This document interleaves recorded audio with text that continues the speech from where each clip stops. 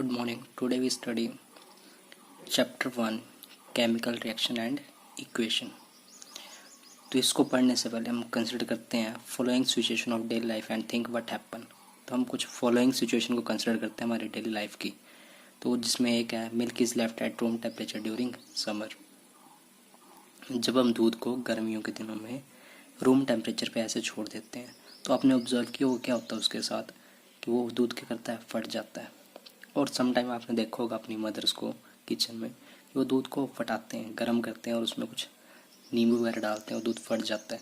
तो मीन्स कुछ ना कुछ क्या आ रहा है, हुआ है। कोई आयरन का तवा लिया हमने या नेल ली, उसे हमने एक्सपोज करते हैं टू ह्यूमिड एटमॉस्फेयर। मीन्स बरसात वगैरह में ऐसे ही कोई बाहर लोहे की चीज़ पड़ी हो तो उसमें क्या लग जाता है, जंग वगैरह लग जाता है।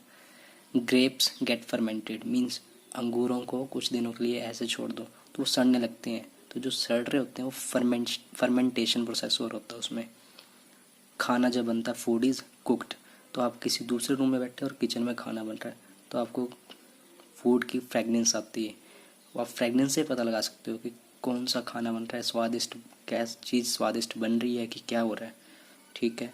Food gate digested in our body, कैसे हमारे बॉडी के अंदर फूड डाइजेस्ट होता है। एंड वी रेस्पायर, जब हम सांस लेते हैं और सांस छोड़ते हैं।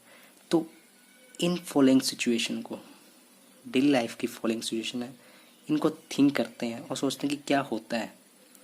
तो इन सभी सिचुएशन में हमें ये पता लगता है कि समवट उसका nature and identity of the initial substance है समवट चेंज्ड। तो उस जो सब्सटेंस का नेचर है और आइडेंटिटी है, इनिशियल जो पहले था और बाद में वो जो उसकी आइडेंटिटी है वो क्या हो जाती है, चेंज हो जाती है। तो लाइक एग्जांपल मिल्क के केस में, पहले वो मिल्क था, जैसे रूम टेम्परेचर रखा वो फट जाता है तो मिल्क से क्या बन जाता है, पनीर। नेक्स्ट, जब ग्रेप्स गेट फर्मेंटेड या फूड इज़ कुकड, पहले रॉ मटेरियल होगा, वेजिटेबल्स के होते हैं रॉ, जब बन जाती है सब्जी तो आप उसे खाते हो, डिफरेंस होता है दोनों में। तो उसकी इनिशियल नेचर एंड आइडेंटिटी क्या हो जाती है, change. We have already learned about physical and chemical changes of matter in our previous classes. तो हम ऑलरेडी पढ़ चुके हैं कि फिजिकल और केमिकल चेंज क्या होते हैं। तो जब भी whenever a chemical change occur we can say that a chemical reaction has take place. तो जब भी कोई केमिकल चेंज होता है तो हम कह सकते हैं कि केमिकल रिएक्शन हो गया है। अब हमारे माइंड में एक क्वेश्चन आता है कि क्या केमिकल रिएक्शन हुआ भी है कि नहीं हुआ है, हमें कैसे पता लगेगा, हम कैसे पता करेंगे केमिकल रिएक्शन हुआ है। तो क्या इंडिकेशंस रहती हैं कि केमिकल रिएक्शन हुआ है, क्या ऐसे हम ऑब्जर्व करें कि कोई चीज़ हुई है तो केमिकल रिएक्शन हुआ है कि नहीं हुआ है। तो उसके लिए हम एक्टिविटीज़ करते हैं 1.1। ये एक्टिविटी आपने देखी है, वीडियो मैंने आपको सेंड की हुई थी 1.1 की भी, एक्टिविटी 1.2 की भी एंड 1.3 की भी। तो इन तीनों एक्टिविटीज़ में आपने देखा कुछ ना कुछ ऑब्जर्वेशन देखी होंगी। तो फर्स्ट एक्टिविटी, जब मैग्नीशियम रिबन को हम क्या करते हैं, बर्न करते हैं in the presence of air, तो वहाँ पे आपने देखा होगा वाइट डेजलिंग फ्लेम निकलती है एक। जब मैग्नीशियम को बर्न करते हैं वाइट डेजलिंग फ्लेम निकल रही होती है यहाँ से। और जब रिबन जल जाता है मैग्नीशियम का तो चाइना डिश के ऊपर हम रखते हैं तो उसके ऊपर हमारे पास बचती है मैग्नीशियम ऑक्साइड, तो वाइट पाउडर से बचता है। ठीक है। पहले तो क्या था, वो मैग्नीशियम था, जलाने के बाद हो क्या बचा हमारे पास, पाउडर। तो उसकी फिजिकल कंडीशन क्या होगी, चेंज होगी, आइडेंटिटी नेचर चेंज हो गया। पहले सॉलिड था, अब भी सॉलिड है बट ऐश बन चुकी है। और वहाँ से कुछ ना कुछ निकल रही है, वाइट डेजलिंग फ्लेम निकल रही है एक। ओके। एक्टिविटी 2 में क्या किया हमने, लेड नाइट्रेट को पोटाशियम आयोडाइड सोल्यूशन के साथ मिक्स किया 2 टेस्ट ट्यूब को। तो हम दोनों देखा था कि लेड नाइट्रेट की और पोटाशियम आयोडाइड सोल्यूशन दोनों क्या थे, वाइट इन कलर, क्लियर था एक और एक वाइट इन कलर। जैसे हम दोनों को मिक्स करते हैं तो वहाँ पे जो है येलो कलर के प्रेसिपिटेट्स बनते हैं, येलो कलर बन जाता है वहाँ पे सोल्यूशन का। तो मीन्स कुछ ना कुछ चेंज आया। थर्ड एक्टिविटी में हम जब जिंक ग्रैन्यूल्स को एक टेस्ट ट्यूब में डाला, उसके ऊपर हमने क्या डाल दी, सल्फ्यूरिक एसिड डाल दिया या हाइड्रोक्लोरिक एसिड। तो वहाँ से क्या, जब वो बबल से साउंड आ रही थी और वहाँ से ऊपर से उस टेस्ट ट्यूब से क्या निकल रही थी, गैस बाहर निकल रही थी। तो मीन्स वहाँ से गैस निकली और गैस कौन सी थी, हाइड्रोजन गैस। उसकी प्रेजेंस कैसे पता कि हम एक कैंडल को बर्न किया और उसके पास लेके आए और वहाँ पे वह एक फ्लेम जलने लग पड़ी। और जो फ्लेम थी वो ब्लू कलर की थी बट वीडियो में विजिबल नहीं हो रही थी। तो उसको विजिबल करने के लिए अगर एक कैंडल को ब्लो ऑफ कर दिया था, फिर उसके पास लेके जा रहे थे टेस्ट ट्यूब के पास, तो वो कैंडल के द्वारा से ग्लो कर जा रही थी, तो मीन्स वहाँ पे क्या है, एक फ्लेम थी प्रेजेंट। तो फ्लेम है, जल रही है कुछ, तो क्या जल रहा हो, कुछ गैस ही जल रही होगी ऊपर टेस्ट ट्यूब के माउथ के ऊपर, तो वहाँ से हमें प्रेजेंस लग रही थी, पता गैस है। तो इन 3 एक्टिविटी से हमें यह पता लगता है कि we can say that any of the following observation help us to determine whether a chemical reaction has take place और नॉट। तो जो तीनों एक्टिविटीज़ में देखा, फर्स्ट में वाइट डेजलिंग फ्लेम देखी, सेकंड में कलर चेंज हो गया, और थर्ड में गैस निकली। तो ये 4 कंडीशन लिखी हमने। जब भी किसी केमिकल, जब ये 3-4 चीज़ें हमें दिखें कोई रिएक्शन में, क्या चेंज इन स्टेट दिखें, चेंज इन कलर दिखे, एवोल्यूशन ऑफ गैस दिखे, या चेंज इन टेम्परेचर, तो हम इन चारों ऑब्जर्वेशन में से कोई भी ऑब्जर्वेशन हमें दिखें उसमें किसी रिएक्शन में, तो हम उस रिएक्शन को बोल सकते हैं वो कैसा रिएक्शन है, केमिकल रिएक्शन है।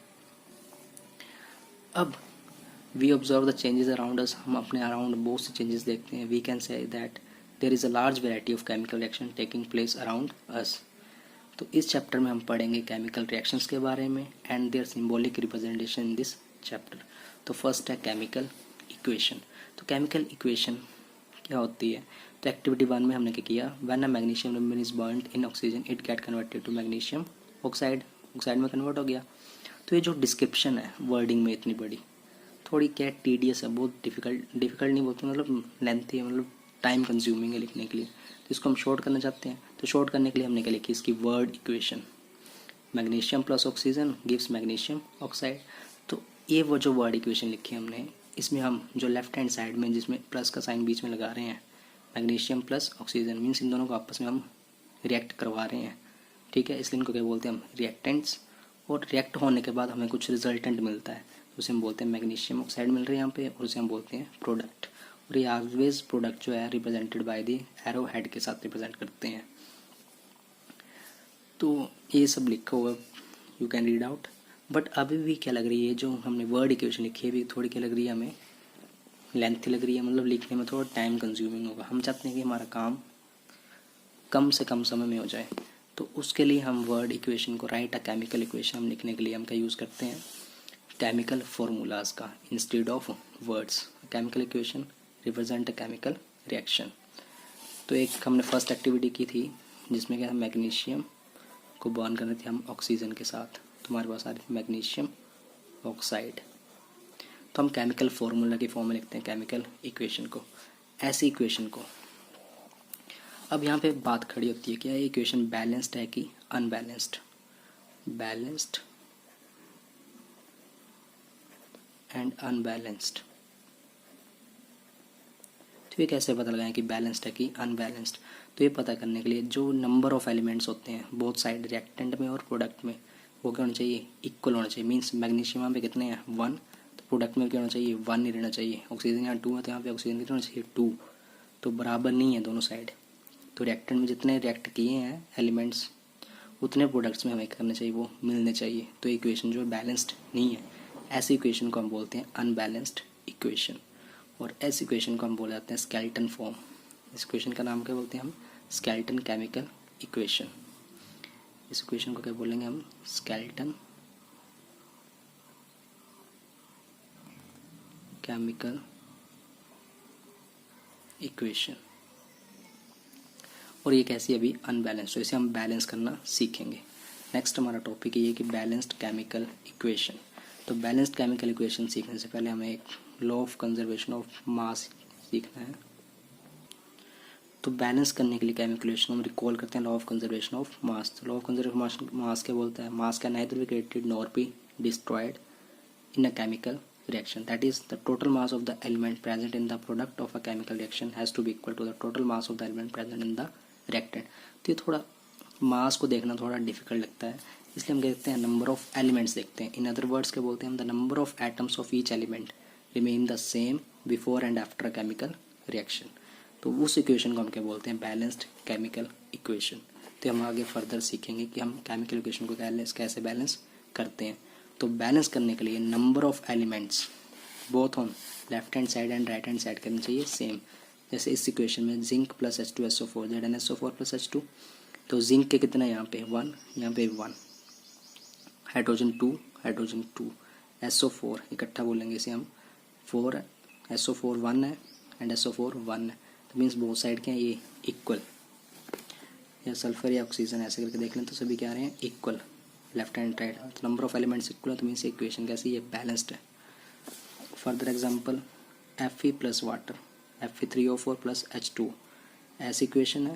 तो यहाँ पे देखो आयरन 1 है, यहाँ पे कितने आयरन के 3, तो ये कैसी होगी अनबैलेंस्ड। तो ये अब हम आगे सीखेंगे कि हम केमिकल इक्वेशन कैसे बैलेंस करते हैं step by step. How to balance a chemical equation, उसको सीखने के लिए हम एक एग्जांपल देखते हैं। केमिकल रिएक्शन ले लिया हमने, ferric oxide plus aluminium is equal to iron plus Al2 aluminium oxide. तो यहाँ रिएक्शन हमारे लिए बैलेंस है केमिकल रिएक्शन कि नहीं है। तो इसको बैलेंस करने के लिए हमेशा पहले जो भी रिएक्टेंट है उसे एक स्क्वायर बॉक्स के अंदर डाल देना है, इसके अंदर कोई चेंज नहीं करना हमें। फर्स्ट स्टेप तो ये करना चाहिए, बॉक्स के अंदर डाल दो और इनके आगे कोई चेंज नहीं करेंगे। तो नेक्स्ट स्टेप में हम क्या करेंगे, लेफ्ट हैंड साइड लिखेंगे और राइट हैंड साइड, और एलिमेंट लिखेंगे कौन कौन से रिएक्शन में एलिमेंट है। तो आयरन है एक एलिमेंट लिखेंगे, Fe iron, oxygen O and aluminium, तीन ही है। और जितने लेफ्ट साइड में एलिमेंट वही प्रोडक्ट साइड में होंगे, कोई अनदर एक्स्ट्रा नहीं आ सकता कोई केमिकल रिएक्शन में। तो आयरन लेफ्ट हैंड साइड में कितने हैं 2, ऑक्सीजन 3 होंगे एंड एल्यूमिनियम 1। लिख लिया सभी। राइट हैंड साइड में आयरन कितना है 1, aluminium 2 and oxygen is second step में लिखिए ऑक्सीजन कितने यहाँ पे 3 एंड एल्यूमिनियम इज 2। तो बराबर नहीं है, स्टार्टिंग करते हैं हम किसी भी एलिमेंट से, एल्यूमिनियम से चल पड़ते हैं। तो एल्यूमिनियम यहाँ पे कितने हैं 2 है राइट हैंड साइड में, लेफ्ट हैंड साइड में कितने 1। तो लेफ्ट हैंड साइड में कितना चाहिए 2, तो 1 इज एक तो 2 मीन्स 2 से मल्टीप्लाई किया तो 2 आएगा, 2 1 2 मीन्स हमने 2 किया मल्टीप्लाई लेफ्ट हैंड साइड में किया। तो एल्यूमिनियम के लेफ्ट हैंड साइड में इक्वेशन के लेफ्ट हैंड साइड में लगाते हैं एल्यूमिनियम के साथ हम 2। तो लेफ्ट हैंड साइड में 2 और एल्यूमिनियम की और राइट हैंड साइड में भी 2, ये एल्यूमिनियम बैलेंस हो गया। नेक्स्ट ऑक्सीजन की तरफ चलते हैं। ऑक्सीजन के लिए कितने हैं 3 और इस तरफ भी कितने हैं 3, बैलेंस्ड करने की जरूरत नहीं। Next is iron. अब आयरन के लेफ्ट हैंड साइड में 2 है और राइट हैंड साइड में 1। तो इसे क्या करना हमने 2 से मल्टीप्लाई करेंगे तो क्या बन जाएगा 1 की जगह, इसको बॉक्स में डालो और लिखो 2 मीन्स 2 कर दिया 1 की जगह पे, तो इसका भी मिला 2। तो बैलेंस्ड और हम काउंट कर लेंगे आयरन के कितना है लेफ्ट हैंड साइड में 2, राइट हैंड साइड में 2, oxygen 3 aluminium 2 aluminium 2 and this chemical equation is balanced. Another example लेंगे अपन। नेक्स्ट एग्जाम्पल में एक केमिकल इक्वेशन ले ली, C3H8 plus O2 gives CO2 plus water. इसको हमें क्या करना है बैलेंस करना है। तो एलिमेंट में हमारे पास कार्बन, हाइड्रोजन एंड ऑक्सीजन, ये एलिमेंट्स हमारे पास। तो कार्बन कितने हैं लेफ्ट हैंड साइड में 3 एंड राइट हैंड साइड में ओनली 1। हाइड्रोजन इज 8 एंड इस साइड हाइड्रोजन कितने हैं 2, ऑक्सीजन इस साइड 2, लेफ्ट हैंड साइड में राइट हैंड साइड में 2 और 1 3। अब हम इस इक्वेशन को करेंगे बैलेंस करना है। तो स्टार्ट करते हैं हम कार्बन से। कार्बन के लेफ्ट हैंड साइड में कितने हैं 3 और राइट हैंड साइड में 1 कम है, तो इसको कितना बनाना 3, तो 1 से मल्टीप्लाई करेंगे तो क्या बन जाएगा 3। तो राइट हैंड साइड वाले कार्बन को 3 से कर दिया मल्टीप्लाई, तो हम भी कर देंगे 3 से मल्टीप्लाई। बॉक्सेस के अंदर ये सारे, इसमें नो चेंज करेंगे इसलिए बॉक्स लगा रहे थे, बट जनरली हम नहीं लगाएंगे बॉक्स, हम नो चेंज, इनके साथ कोई छेड़खानी नहीं करते हैं।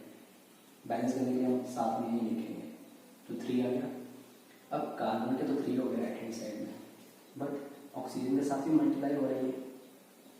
6 + 2 कितने हो गए 3 2 6 और 1 7। अभी अनबैलेंस हो चुका है, ठीक है, तो अभी नहीं छेड़ते हैं इसे, हम ऐसे रह लेते हैं। बट अब हाइड्रोजन को देखते हैं। हाइड्रोजन कितने हैं इसमें लेफ्ट हैंड साइड में 8, राइट हैंड साइड में 2।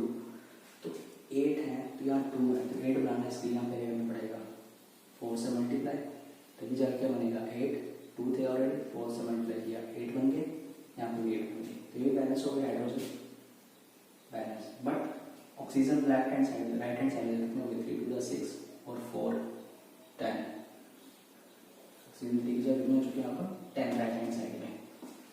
ओके, तो लेफ्ट हैंड साइड में कितना होना चाहिए 10, यहाँ पे कितने हैं 2, तो 10 बनाने हैं, तो 2 थे तो 10 बनाने के लिए किससे मल्टीप्लाई करना पड़ेगा हमें, 2 या करना हमें 10, तो 10 बनाने के लिए किससे मल्टीप्लाई करना पड़ेगा इसको 5 से, इसलिए आगे। तो ये इक्वेशन क्या हो गया बैलेंस। देखो कार्बन के 3, कार्बन 3, 8 हाइड्रोजन, हाइड्रोजन के लिए 8, ऑक्सीजन 10, 6 + 4 10। इक्वेशन KCl को 3 gives KCl plus ऑक्सीजन। तो एलिमेंट क्या है पोटाशियम के Cl chlorine and O means oxygen. तो पोटाशियम भी कितना है यहाँ पे हमारे पास 1, क्लोरीन के लिए 1 and oxygen is 3। Right hand side पे पोटाशियम कितना है 1, कैल्शियम 1 एंड ऑक्सीजन इज 2। अब ऑक्सीजन में फर्क है यहाँ पे दोनों में। तो जब ऐसे आ जाए सिचुएशन, तो यहाँ पे 2 है और यहाँ पे 3 है, तो बराबर करने हैं तो यहाँ पे कितने बना सकते हैं, तो 2 से मल्टीप्लाई 2 3 का 6, यहाँ पे बन जाएंगे 6, तो मीन्स 2 से मल्टीप्लाई किए गए, तो 2 से हम क्या कर देंगे इधर मल्टीप्लाई, तो 3 to the 6 बन गए ऑक्सीजन के। बट यहाँ पे कितने हैं 2, तो इसको किससे मल्टीप्लाई करने के बाद 3 से, और क्या बन जाएगा ये 6, तो किससे मल्टीप्लाई किया 2 को 6 बनाने के लिए 3 से, इसलिए 3 से कर दिया हमने यहाँ पे मल्टीप्लाई 6 कर दिया। अब ऑक्सीजन बैलेंस्ड है बोथ साइड, बट पोटाशियम की साइड कितना हो गया राइट हैंड साइड में 1 की जगह कितना हो गया 2, क्लोरीन भी कितना हो गया 1 की जगह पे 2 न्यू, तो ये 2 हो चुका है, बट यहाँ पे ऑलरेडी 1, तो इनको भी करना है 2, तो 2 से मल्टीप्लाई कर देंगे इनकी जगह, तो ये भी 2 हो जाएंगे, ये भी कर देंगे 2, तो 2 से मल्टीप्लाई कर दो। तो देख लो पोटाशियम के 2, पोटाशियम के 2, chlorine 2, chlorine 2, oxygen 6, oxygen 6, balanced equation. Now we will do exercise questions page number 6, question number 2 का first part. Write the balanced equation for the following chemical reaction. First part है hydrogen plus chlorine gives hydrogen chloride. ये जो equation दी है हमारे पास word equation है, इसे हम लिखेंगे पहले केमिकल फॉर्मूला की फॉर्म में, केमिकल फॉर्मूला इक्वेशन। तो हाइड्रोजन का सिंबल होता है H2, क्योंकि सिंगल एग्जिस्ट नहीं करता है, एलिमेंट्री फॉर्म में एग्जिस्ट करती है H2। क्लोरीन भी एलिमेंट्री फॉर्म में Cl2 gives HCl, hydrogen chloride. अब हम चेक करेंगे ये इक्वेशन बैलेंस है कि नहीं है। तो राइट हैंड साइड में वो लिखेंगे एलिमेंट, इसे बैलेंस भी करना होगा, और लेफ्ट हैंड साइड और राइट हैंड साइड एलिमेंट के hydrogen and chlorine. Left hand side में 2, क्लोरीन भी 2, और राइट हैंड साइड में 1, तो 1 1 का बनाना है 2, तो मीन्स इस साइड राइट हैंड साइड में 1 करके लिखेंगे 2, तो 2 से आगे कर दिया हमने हाइड्रोजन को मल्टीप्लाई, क्लोरीन के कितने बन गए 2 बन गए, तो लेफ्ट हैंड साइड में भी हाइड्रोजन 2 हो गए, क्लोरीन हो गए 2, तो इक्वेशन क्या होगी बैलेंस्ड। सिमिलरली सेकंड पार्ट मैं इसकी वर्ड इक्वेशन लिखूंगा, मैं डायरेक्ट केमिकल फॉर्मूला लिखूंगा, barium chloride BaCl2 plus aluminium sulphate Al2SO4 gives barium sulphate BaSO4 plus aluminium chloride AlCl3। अब ये इक्वेशन देखेंगे बैलेंस है कि नहीं है, तो एलिमेंट लिखेंगे हम barium, chlorine, aluminium and sulphur और ऑक्सीजन लिखेंगे हम सल्फेट ही पूरा लेते हैं SO4। ये एलिमेंट हमारे पास है, तो बेरियम लिखूँ लेफ्ट हैंड साइड में 1, chlorine 2, aluminium 2, SO4 1, barium 1, chlorine 3, aluminium 1 and SO4 1। तो बेरियम तो 1 1 है, बैलेंस है, ये क्लोरीन में फर्क है, यहाँ 2 और यहाँ पे क्या है 3। तो क्लोरीन को हमें क्या करना है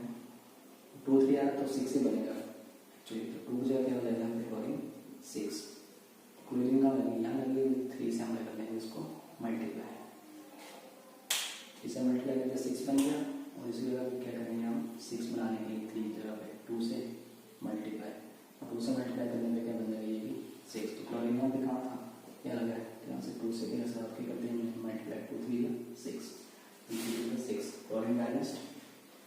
इसको बैलेंस करने पे बेरियम कितना बन गया यहाँ पे लेफ्ट हैंड साइड में 3 एंड राइट हैंड साइड में एल्यूमिनियम क्या बन चुका है 2।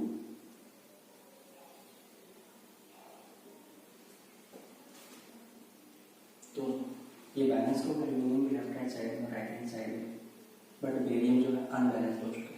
तो 3 है यहाँ पर करना पड़ेगा हमें 3, तो 3 से इसको क्या करेंगे हम मल्टीप्लाई, तो राइट हैंड साइड में 3 से भी हम मल्टीप्लाई, तो बेरियम पे कितने बन गए 3, बट SO4 में कितने बन गए अब 3, तो कहाँ पे बने वो 3 राइट हैंड साइड में, तो लेफ्ट हैंड साइड में 3 बनाने हैं।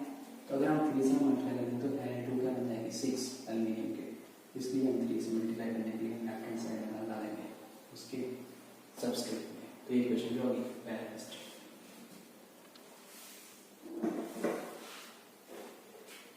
Sodium plus water, third part sodium Na plus water gives sodium hydroxide NaOH plus hydrogen, तो हाइड्रोजन क्या है सीधे H2। ये इक्वेशन है, अब इसे क्या करना हमने बैलेंस करना है। तो सेम बैलेंस करने के लिए सेम प्रोसेस, एलिमेंट लिखेंगे और लेफ्ट हैंड और राइट हैंड साइड में element sodium hydrogen and oxygen. Sodium left hand side में 1, hydrogen 2 and oxygen is 1, right hand side में 1 ऑक्सीजन 1, सो ऑक्सीजन में हाइड्रोजन कितने हैं 2 और 1 3 एंड ऑक्सीजन इज 1। ये हमारे पास एलिमेंट है, हमें इन्हें करना है बैलेंस। तो सोडियम तो बैलेंस ही है, हाइड्रोजन के पास होते हैं, हाइड्रोजन यहाँ पे 2 है और यहाँ पे 3, तो जब 2 और 3 कॉम्बिनेशन 3 से हमें कर लेंगे 6 बनेंगे, लेफ्ट हैंड साइड में 6 बनाए, तो इनसे हमें 3 से करना पड़ा हमें मल्टीप्लाई से 3 2 6, यहाँ से करने पे ऑक्सीजन कितना बन गया लेफ्ट हैंड साइड में हमारे 3, ऑक्सीजन कितने होंगे 3 बन गए। और राइट हैंड साइड को इसको भी 6 बनाया हमने, हाइड्रोजन के बाद 2 से मल्टीप्लाई किया,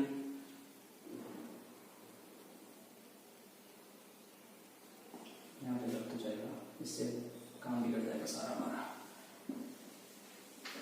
ऐसे नहीं करते हैं इसे हम, क्योंकि यहाँ पे एक यहाँ पे दी और एक यहाँ पे 2 3 बन रहे हैं और यहाँ 2 बन रहे हैं, इकट्ठे तो हो जाता 6। तो ऑक्सीजन को देखते हैं 1 1, हाइड्रोजन सोडियम 1 1, तो यहाँ पे कितने 2 है, ठीक, यहाँ हाइड्रोजन कितने हैं 2 और यहाँ पे कितना 1, अगर यहाँ पे कितना 2 तो 2 2 4 और यहाँ पे 2 करके हो जाता 4, तो यहाँ पे हमने 2 से मल्टीप्लाई कर दिया, तो ये बन गई यहाँ पे 4, 2 2 4, यहाँ पे कितने बन रहे हमारे पास 3, तो इसको 2 से कर दिया हमने मल्टीप्लाई, 2 2 2 प्लस 2 4, ओके, ये भी 4 हो गया इधर, और इधर लिखा हुआ टोटल हाइड्रोजन के 4। क्लियर है जी, कैसे किया 4, 2 हाइड्रोजन के 2 और 2 यहाँ से 4 2 2 4। नेक्स्ट यहाँ पे हाइड्रोजन के 2 4 है, ऑक्सीजन के कितने हो गए हैं 2, और यहाँ पे ऑक्सीजन के कितने हो गए हैं 2, ओके, सोडियम के कितने हो चुके हैं यहाँ पे Na के 2, तो राइट हैंड साइड में लेफ्ट हैंड साइड में जो बढ़ेगा 2 से मल्टीप्लाई किया हो जाए। तब क्वेश्चन देखो, क्वेश्चन थर्ड का फर्स्ट पार्ट, क्वेश्चन थर्ड क्या, right a balanced chemical equation with state symbol for the following reaction, हमें सिंबल भी लिखने हैं साथ में। तो फर्स्ट है solution of barium chloride and sodium sulphate in water react to give insoluble barium sulfate and solution sodium chloride। तो equation की फॉर्म में लिखेंगे हम, पहले देखिए हमारे पास solution of barium chloride BaCl2 इसका क्या है, सोल्यूशन इन वाटर। जब सोल्यूशन इन वाटर होता है उसे हम बोलते हैं एक्वस, उसकी स्टेट क्या होती है एक्वस स्टेट, प्लस किसका ऐड किया हमने and sodium sulphate, sodium Na2SO4, sodium sulphate ये भी क्या दिया हुआ है Na2SO4, ये भी इसकी फॉर्म में एक्वस फॉर्म में। रिएक्ट टू गिव, रिएक्ट करने के बाद हमें रहता है, रिएक्ट करने के बाद give insoluble barium sulphate, insoluble barium sulphate BaSO4, barium sulphate BaSO4 and solution of sodium chloride NaCl। तो राइट हैंड साइड को जो इक्वेशन रिएक्ट करने के बाद आई थोड़ा बड़ा करके हम यहाँ लिख लेते हैं BaSO4 प्लस NaCl। तो अब इनसॉल्युबल बना है, तो जो चीज़ इनसॉल्युबल होती है वो होती है सॉल्यूट, और ये NaCl क्या बना है solution of sodium chloride, solution बना मींस एक्वस। तो हमने इनकी स्टेट लिखी फिजिकल, इस एक्वस में ये एक्वस में इस इनसॉल्युबल में सॉलिड और ये एक्वस। बट ये इक्वेशन बैलेंस्ड है कि नहीं वो अब बैलेंस करने के लिए, तो वही बैलेंस करने के लिए हम लिखेंगे एलिमेंट बेरियम देखते हैं लिखने यहाँ पे 1, इस तरफ भी क्या है 1 बैलेंस्ड है, क्लोरीन 2 क्लोरीन 1, तो यहाँ पर हम 2 से कर देते हैं मल्टीप्लाई, क्लोरीन के भी 2 हो गए, यहाँ पे भी 2 थे। नेक्स्ट सोडियम कितने यहाँ पे 2, यहाँ पे सोडियम कितने हो गए 2, SO4 1 SO4 1, तो केमिकल इक्वेशन भी हमारी बैलेंस्ड। और सेकेंड पार्ट में बोल रहे हैं sodium hydroxide solution in water, sodium hydroxide NaOH solution बोल रहे हैं, तो सॉल्यूशन के लिए बोलते हैं एक्वस।